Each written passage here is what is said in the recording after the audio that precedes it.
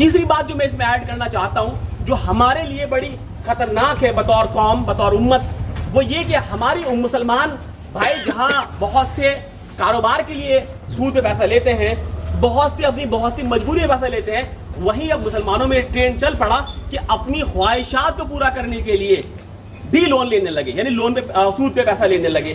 تو خاص طور پہ خواتین 10,000 20,000 15,000 اور آئی ڈی دیں گی اپنی اور لون پہ پیسے لے کر آ جائیں گی, اور وہ موٹی موٹی جو ہے بیاج بات چکاتے ہیں. اور آپ یہ بات سمجھیے, میں ایک مثال دیتا ہوں کہ پرانی فلمیں ہوا کرتی تھی, ان فلموں کے اندر ایک سیٹ ہوا کرتا تھا, وہ سیٹ گاؤں کے تمام غریبوں کو پہلے لون دیا کرتا تھا, بعد میں کیا کرتا تھا ان کی یا تو زمینیں قبضہ لیتا تھا ان کی, یا کیا بولتا تھا بیٹی کو بھیج دینا میرے گھر پہ. تو اس طریقے سے اگر خواتین ڈائریکٹلی غیر مردوں کے ساتھ میں جا کے بات چیت کریں گی, وارتالاب کریں گی, اور وہ مرد یہ کہیں گے بھائی گھر کے مرد سے بات نہیں کرنے کے, ہم عورت بھیجو, وہ بات کرے گی. میں اگر آپ میں کسی سے بولوں کہ بھائی اپنی بہن سے بات کرا دو, میری کروا دو بات میری, آپ نہیں. لیکن وہی اس کے برعکس جو ہے 10,000 20,000 دے کے گھر دروازے کھول دیا ہم نے ان کے لیے, آ جاؤ بھائی چائے بھی پیو, بیٹھ کے ناشتہ بھی کر لو. جو لون دینے والا ہے آپ کو کیا بتاؤ کس مینٹلٹی کا ہے, اس کی مینٹلٹی خراب ہے, تو جہاں موقع لگے فائدہ اٹھائے گا, وہ اٹھا رہے ہیں. تو یہ جو باتیں ہیں بیسیکلی ان کو کرنے کا مقصد یہ ہے کہ یہ ہمارے بیچ نکلیں گی.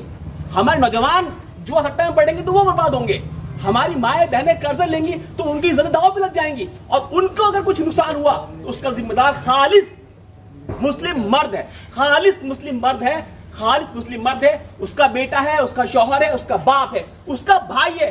کہ آخر اللہ تعالیٰ نے جب عورت کو آپ کے نکاح میں دیا, آپ کی بہن بنایا یا آپ کی بیٹی بنایا یا آپ کی بیوی بنایا, آپ کی ماں بنایا, آپ کو ذمہ داری دی تھی کہ آپ کما کے لاؤ گے, کھلاؤ گے, جیسا کھاؤ گے ماں کو پہناؤ گے, جیسا کھاؤ گے بیوی کو کھلاؤ گے, جیسا پہنو گے بہن کو پہناؤ گے. یہ ہماری ذمہ داری تھی.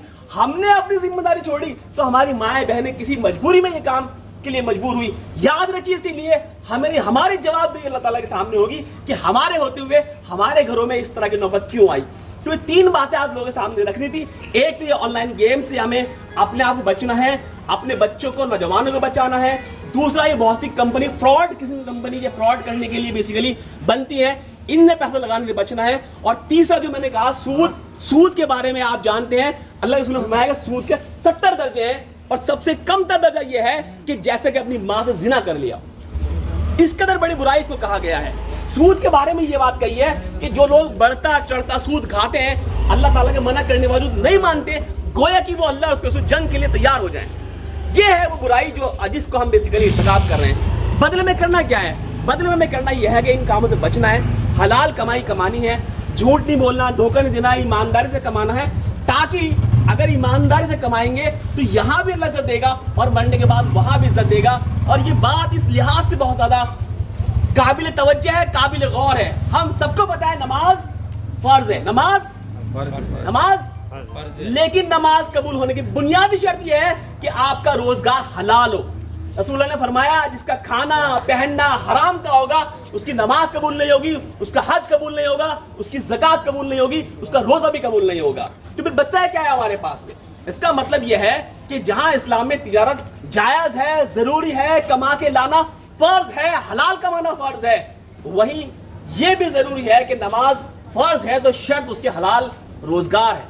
تو لہٰذا یہ ہمارے لیے بڑا سینسٹیو ٹاپک ہے.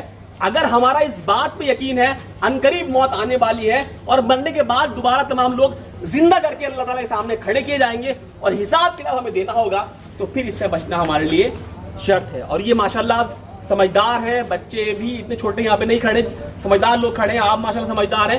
تو اگر ہم سمجھ گئے یہ والی بات تو آخر اب کیا بات ہے ہمیں کہ جو ہمارے معاشرے میں اس طرح برائی ہوتی ہوئی ہم دیکھیں اور اسے نہ روکیں. تو میں نے کہا کہ میرے اندر برائی ہے, میں آج توبہ کروں اللہ تعالیٰ سے, توبہ کے بعد تمام گناہ معاف اللہ کر دیتا ہے, اور پھر میں یہ کوشش کروں سماج میں ہمارے اچھائی پھیلے, برائی کا خاتمہ ہو, تاکہ اللہ تعالیٰ یہاں اس کے ذریعے سے ہمیں عزت دنیا میں دے, اور جس کے بدلے میں نیک اعمال ہمیں مرنے کے بعد جنت کے طور پر جو ہے ہمیں وہ انعام کے طور پر دیے جائیں. یہی چند باتیں مجھے آپ لوگوں کے سامنے رکھنی تھی. اگر میری کوئی بات سمجھ میں نہیں آئی ہو, کوئی بات آپ معلوم کرنا چاہتے ہوں تو آپ معلوم کر سکتے ہیں. بہت شکریہ, جزاکم اللہ خیر, الحمد للہ رب العالمین.